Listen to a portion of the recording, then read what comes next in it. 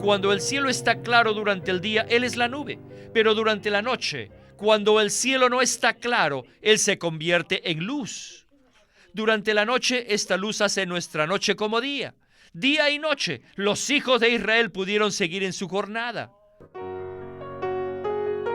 Bienvenidos al estudio Vida de la Biblia con Witness Lee. Esperamos que este estudio vida los introduzca en un disfrute más profundo de las Escrituras y de nuestro querido y precioso Señor Jesús. Visítenos en nuestra página de internet radiolsm.com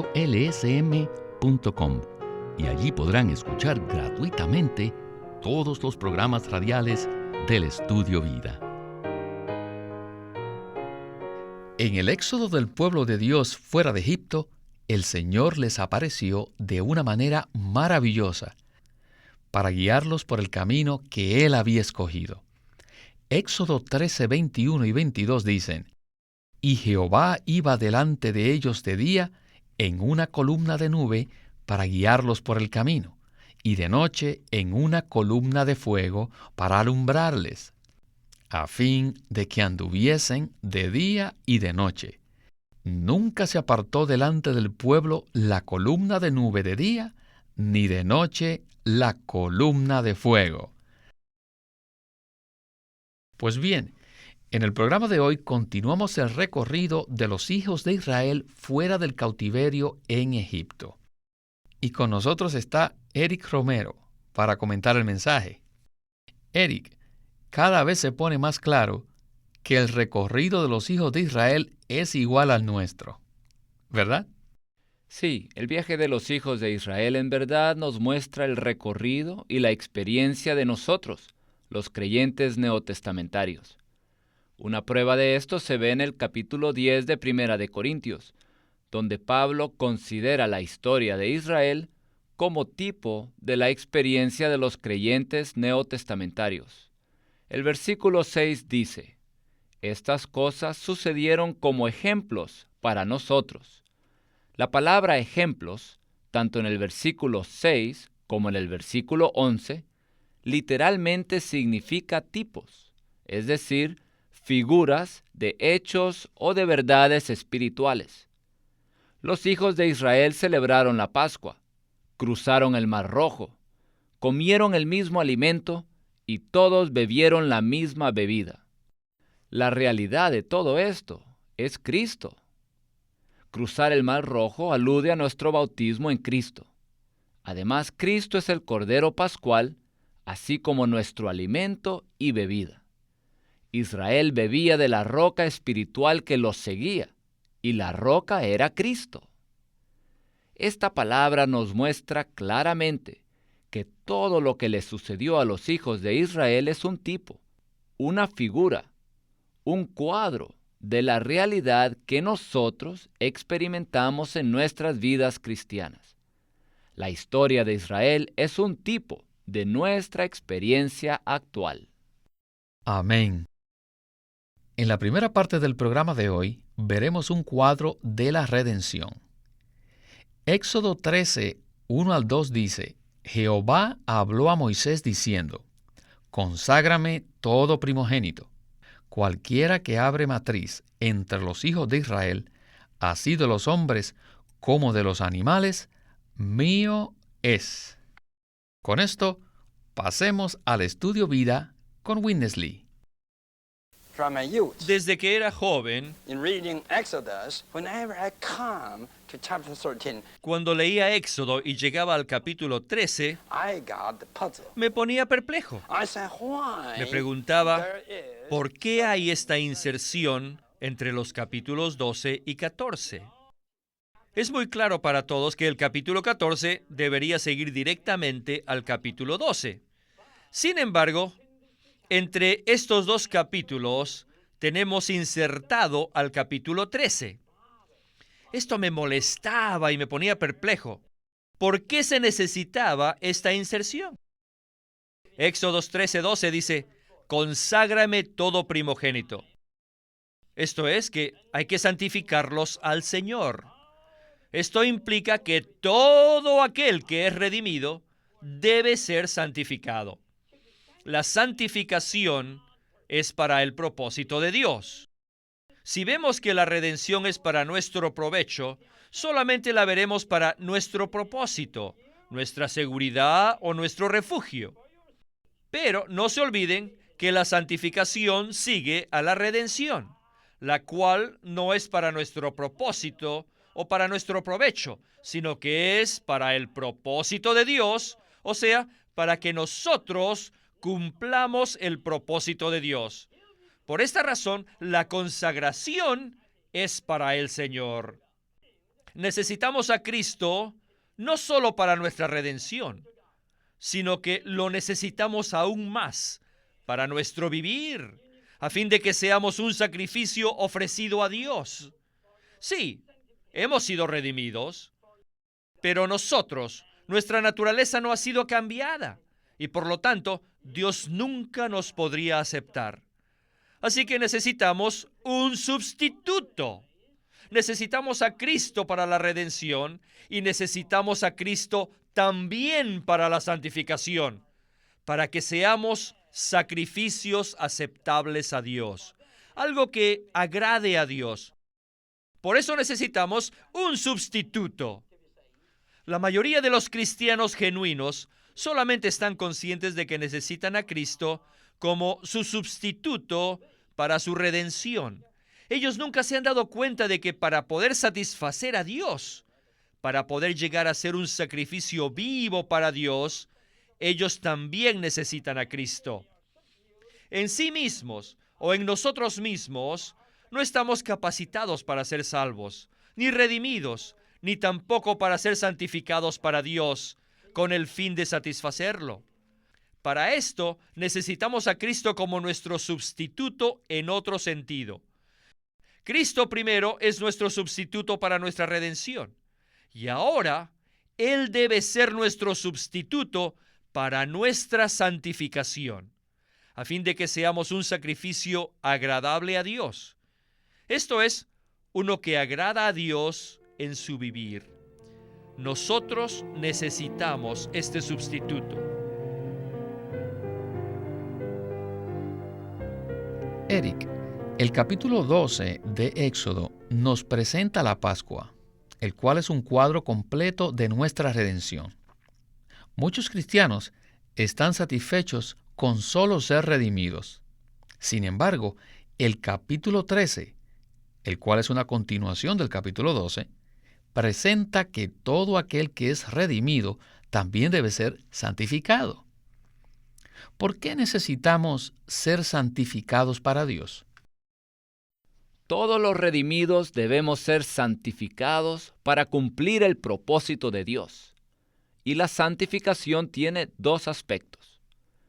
Un aspecto es de que somos separados para Dios en posición, lo cual ocurre en el momento que recibimos a Cristo como nuestra vida y nuestro Salvador.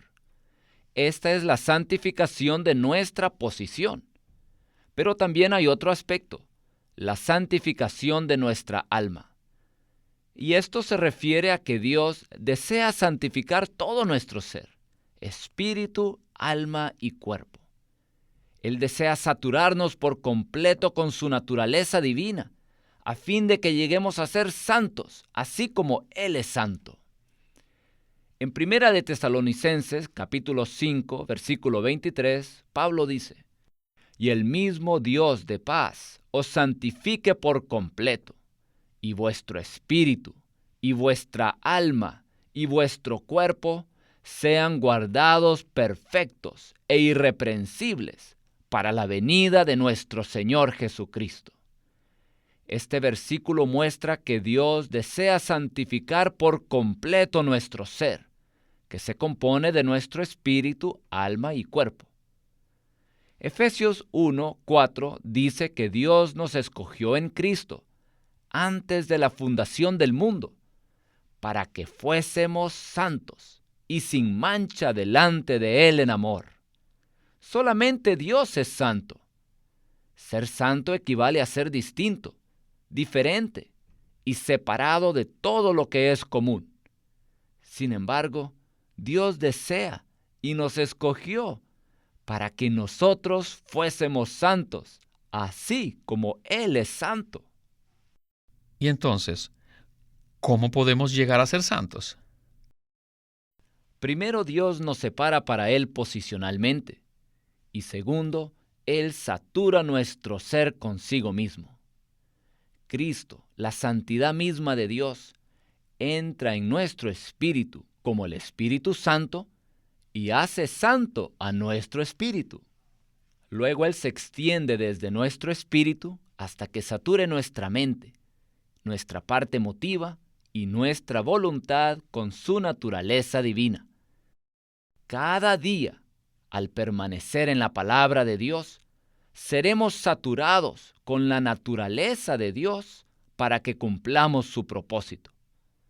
Al abrir la Biblia, simplemente al leerla, orando, tendremos un lavamiento metabólico interno.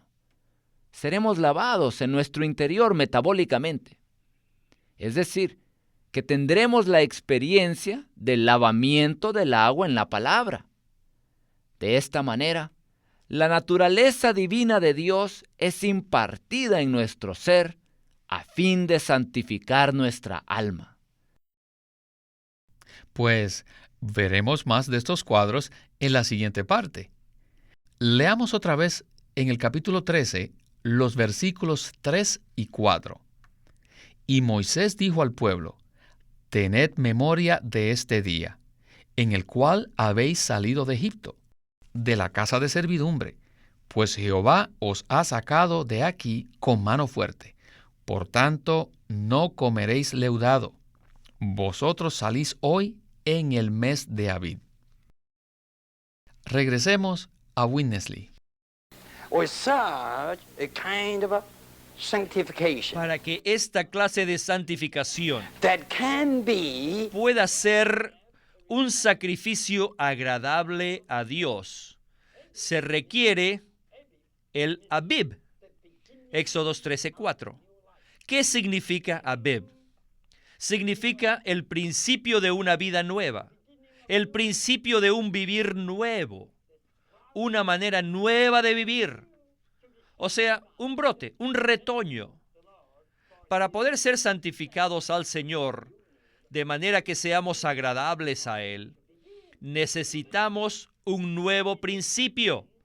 Necesitamos empezar a tener un vivir nuevo, el cual es totalmente sin levadura. Esto es, sin pecado. En el nuevo vivir, todo el tiempo nos deshacemos de cualquier pecado que se manifieste o que sea expuesto a nosotros. No lo toleramos. Esto es un memorial verdadero, una verdadera señal. Esto se convierte en un memorial delante de Dios. El pueblo santificado que toma a Cristo como su sustituto debe vivir una vida nueva sin pecado para que tenga una verdadera conmemoración. Esto es muy, pero muy significativo. Para ser personas salvas adecuadamente, este debe ser nuestro testimonio y esta debe ser nuestra historia. Después de nuestra Pascua, vamos a ser santificados para el Señor. No al vivir por nosotros mismos, sino cuando tomamos a Cristo como nuestro sustituto. Luego tendremos un nuevo comienzo sin pecado. Todos los pecados expuestos serán eliminados. Es así que nuestro vivir será una conmemoración, un recuerdo. Cualquier día vivido de esta manera será un día de conmemoración. Cualquier día que no sea una conmemoración es un día de fracaso. Pero si vivimos una vida sustituida por Cristo, sin pecado, ese día será una conmemoración. Muchos cristianos no tendrán nada que recordar cuando estén en la eternidad, en la Nueva Jerusalén. Pero si nosotros vivimos con Cristo como nuestro sustituto, con un nuevo comienzo sin pecado, no solo será un memorial hoy, sino también lo será en la eternidad. Hermanos, hermanas, cada día de sus vidas debe ser un memorial. Después de ser salvos por medio de la Pascua, debemos tomar a Cristo como nuestro sustituto y empezar una nueva vida sin pecado. Esto será un día de conmemoración. Bueno, Eric, esta palabra fue una exhortación fuerte. Cada día que tengamos un vivir nuevo sin pecado será una conmemoración, un memorial eterno. Esto suena maravilloso. Todos nosotros, los creyentes, anhelamos tener esta vida. Sin embargo, ¿nos podría usted decir cómo podemos vivir tales días de conmemoración? Primero, necesitamos ser santificados cada día. Al disfrutar a Cristo en su palabra, seremos saturados con su naturaleza divina. Según Efesios capítulo 5, versículo 26, somos santificados por el lavamiento del agua en la palabra. Al experimentar este lavamiento metabólico, la naturaleza santa de Cristo será agregada a nosotros. Además, cada día necesitamos un comienzo nuevo sin pecado. Para eso necesitamos pasar un tiempo con el Señor cada mañana y darle a Él la primera parte de nuestro día para leer su palabra, orar, invocar su nombre y amarlo. Así tendremos un comienzo nuevo cada día, comiendo el pan sin levadura. El único que no tiene pecado es Cristo, y por eso necesitamos alimentarnos de Él como nuestra comida espiritual cada mañana. También al tener comunión con otros creyentes, disfrutaremos de la fiesta de los panes sin levadura. Para festejar necesitamos a otros. No podemos festejar solos. Es necesario tanto el aspecto individual como el aspecto corporativo. Diariamente debemos juntarnos con otros hermanos o hermanas en el Señor para tener comunión y disfrutar a Cristo como nuestra fiesta. De esta manera, cada día será un memorial eterno. ¿Y cómo se puede mantener una vida sin pecado si sabemos que no podemos vivir sin cometer pecados? En la tipología de Éxodo, vemos que la Pascua incluye la sangre para el lavamiento de nuestros pecados. Y la continuación de la Pascua es la fiesta de los panes sin levadura. Cada día necesitamos aplicar el lavamiento de la sangre del Señor para ser perdonados de nuestros pecados. Al tener contacto con Cristo, Él nos ilumina en cuanto a las cosas pecaminosas en nuestras vidas. Y cuando las confesamos a Él, entonces disfrutamos el lavamiento instantáneo y continuo por la sangre de Jesucristo. Este lavamiento por la sangre nos lleva a disfrutarlo a Él como los panes sin levadura. Y así experimentamos a Cristo diariamente como nuestro suministro de vida sin pecado. Muchísimas gracias por este comentario. Bueno, en la siguiente parte veremos el camino que el pueblo de Dios tomó al salir de Egipto. Continuemos con nuestro estudio vida de hoy. Bueno, en el principio de este capítulo vemos la santificación para el Señor. Y al final del capítulo, la presencia del Señor llega a ser la dirección de ellos. Éxodo 13:21 dice, y Jehová iba delante de ellos de día en una columna de nube para guiarlos por el camino, y de noche en una columna de fuego para alumbrarles, a fin de que anduviesen de día y de noche. Durante el día la columna de fuego se convirtió en una columna de nube. Durante la noche la columna de nube se convirtió en una columna de fuego. De hecho, el fuego y la nube son lo mismo. Son uno solo. En la tipología, la nube siempre representa el Espíritu. Cuando el Espíritu de Dios nos alcanza, siempre se parece a una nube. Muchas veces, cuando Dios nos alcanza, Él es como una nube. El fuego es la palabra de Dios, porque siempre es luz para nosotros. La dirección instantánea y viviente que Dios nos da es por medio del Espíritu o por medio de la palabra. Cuando el cielo está claro durante el día, Él es la nube, pero durante la noche, cuando el cielo no está claro, Él se convierte en luz. Durante la noche, esta luz hace nuestra noche como día. Día y noche, los hijos de Israel pudieron seguir en su jornada. Ciertamente que nosotros, los cristianos, no debemos tener noche en nuestra vida cristiana. Tenemos que convertir nuestra noche en día. ¿Y cómo hacemos esto? Al invocar el nombre del Señor. Señor Jesús. Diga conmigo. Oh Señor Jesús. Oh Señor Jesús. Entonces vendrá la luz y nos alumbrará. Iluminará sobre nosotros, convirtiendo nuestra noche en día. Bueno, tanto la nube como el fuego simbolizan a Dios. Dios es el Espíritu y Dios es la palabra. Y aún la palabra es el Espíritu.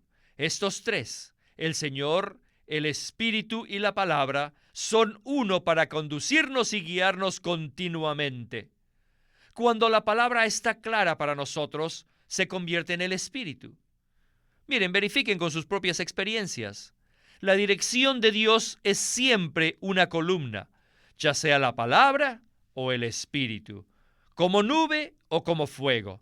Esto es muy significativo. ¿Qué significa la columna? En la Biblia, una columna denota fuerza. Una columna es fuerte. La dirección de Dios siempre es como una columna. Es fuerte, permanece erguida y soporta peso. ¡Aleluya! Tenemos la sustitución para la santificación, el día de conmemoración y el comienzo de una nueva vida sin pecado. Aquí disfrutamos de la presencia del Señor como la dirección en la columna de nube o en la columna de fuego.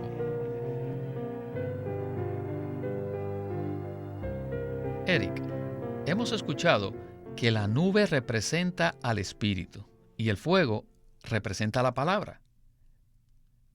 Díganos, ¿cómo es que a veces la dirección del Señor es por medio de la nube y otras veces mediante el fuego?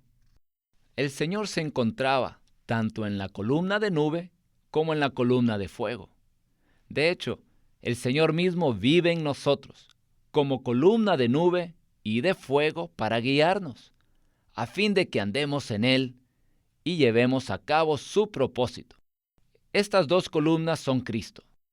Por la noche la nube se convierte en fuego, y durante el día el fuego se convierte en nube. Durante el día, ¿cómo somos guiados por el Señor? Seguimos al Espíritu en nuestro espíritu. Y durante la noche, seguimos la palabra. En Jeremías capítulo 23, versículo 29, el Señor dice: ¿no es mi palabra como fuego?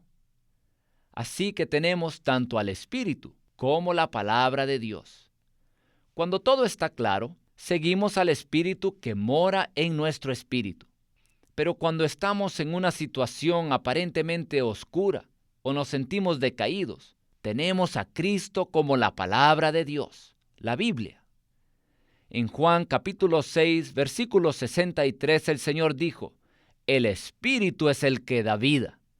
Las palabras que yo os he hablado son espíritu y son vida. Aquí vemos que el Espíritu y la palabra son uno. Y Efesios capítulo 6, versículos 17 y 18, nos dicen que recibimos la espada del Espíritu con toda oración. Y este Espíritu es la palabra de Dios. Cuando la palabra constante en la Biblia viene a ser la palabra específica para el momento, esa palabra es el Espíritu, como la espada que mata todo lo que se opone a Dios. Por tanto, siempre necesitamos el Espíritu y la palabra. La Biblia es el mejor libro de oración. Al tomar la palabra y orarla, el Señor se infunde en nosotros como nuestra dirección espontánea para todo el recorrido de nuestra vida en esta tierra, a fin de cumplir el propósito de Dios. Muchísimas gracias, hermano Eric, por estos comentarios tan iluminadores. Y esperamos que nos vuelva a visitar pronto. Alabo al Señor por el Espíritu y la palabra de Dios.